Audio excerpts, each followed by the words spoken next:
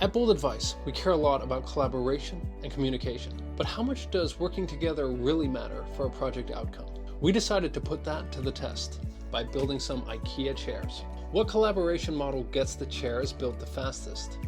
Here's a breakdown of what we're doing in our little experiment.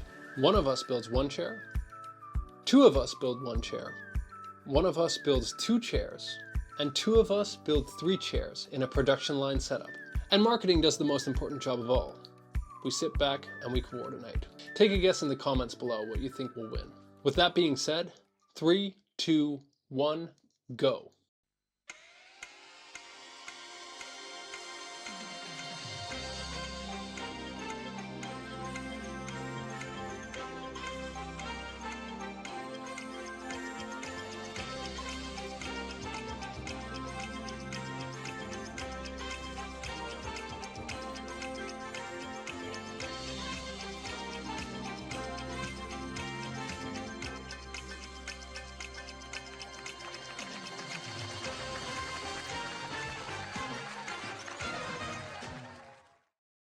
So what was the end result?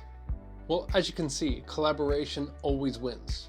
But when you combine collaboration with smart project management, you get the absolute best results, with only $337 per chair.